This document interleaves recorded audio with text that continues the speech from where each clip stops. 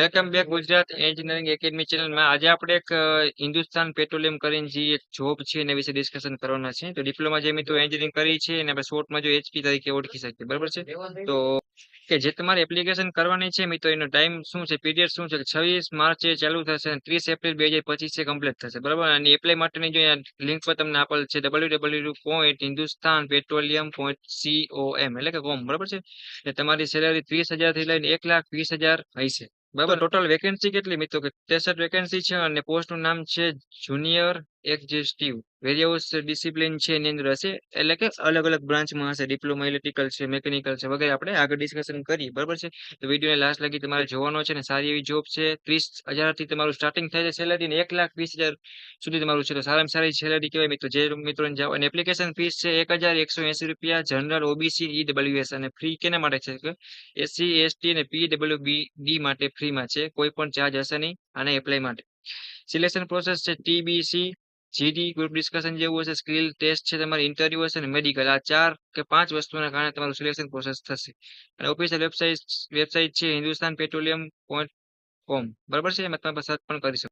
હવે આપણે વેકેન્સીની ડિટેલ જોઈએ મિત્રો. તો જુનિયરમાં જો વાત કરી, મેકેનિકલ માટે 11 વેકેન્સી છે, ઇલેક્ટ્રિકલ માટે 17 વેકેન્સી છે, ઇન્સ્ટ્રુમેશન માટે 6 વેકેન્સી અને કેમિકલ માટે 1 છે. અને ફ્રી ફાયર અથવા સેફટીમાં જે મિત્રો કર્યું એના માટે 28 છે. અને ક્વોલિફિકેશન પર તમને રિક્વાયર આપેલ છે ડિપ્લોમા ઇન મેકેનિકલ કરેલ હોવું જોઈએ, ઇલેક્ટ્રિકલ કરેલ હોવું જોઈએ, ઇન્સ્ટ્રુમેશન છે આઈસી તરીકે ઓળખાય છે કરેલ હોવું જોઈએ, ડિપ્લોમા કેમિકલ છે અને સાયન્સ અથવા graduate plus diploma in fire સેફ્ટીનો કોર્સ કરેલો એની વાત કરી છે. જો એ લખેલ છે BTech, B candidate are not eligible. જે મિત્રો 12 સાયન્સ પછી જે મિત્રો ડિગ્રી કરી રહ્યા છે, ઇલેક્ટ્રિકલ ફિલ્ડ હોય કે અહીંયા આપેલી ફિલ્ડ, બરાબર છે, અથવા તો ડિપ્લોમાથી ડિગ્રી કરે છે, એ મિત્રો એલિજિબલ છે અને એ મિત્રો આમાં એપ્લાય કરી શકશે નહીં. ઓનલી ફોર ડિપ્લોમા વાત કરી છે અથવા તો સાયન્સ ગ્રેજ્યુએટ હોય પ્લસ ડિપ્લોમા ફાયર સેફ્ટીનો કોર્સ કર્યો હોય, મેકેનિકલ, ઇલેક્ટ્રિકલ, કેમિકલ અને આઈસીની વાત કરેલી છે.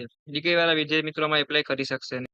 એજ્યુકેશન ક્વોલિફિકેશન આપણે આગળ વાત કરી. ડિપ્લોમા એન્ડ કહેવાય ને કે પોતાની બ્રાન્ચ છે એન્જિનિયરિંગ ડિસિપ્લિન કમ્પ્લીટ કર્યું હોય આપણે આગળ વાત કરી એ પ્રમાણે. ફાયર સેફ્ટીનો science graduate plus diploma in fire safety. મિત્રોને એજ લિમિટ છે મેક્સિમમ તમારી 25 યર હોવી જોઈએ અને બાકીની પોતાની કેટેગરી પ્રમાણે લખેલું છે.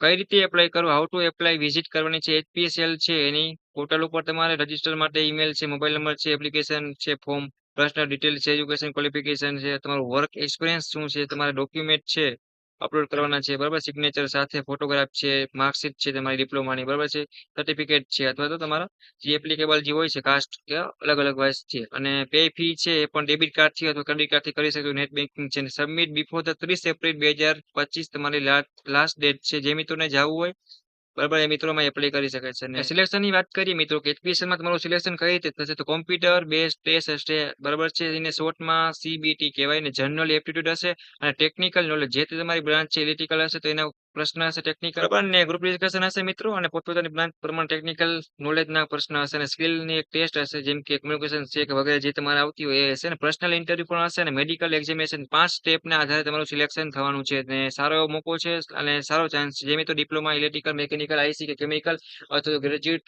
બરાબર છે, અથવા તો ફાયર સેફ્ટીનો કોર્સ કરેલો હોય ડિપ્લોમા, એની વાત કરી છે, બરાબર છે. અને જોબ માટેની નવી અપડેટ માટે મેળવવા માટે જોબનું કોર્સ ગ્રુપ પર ચાલી રહ્યું છે.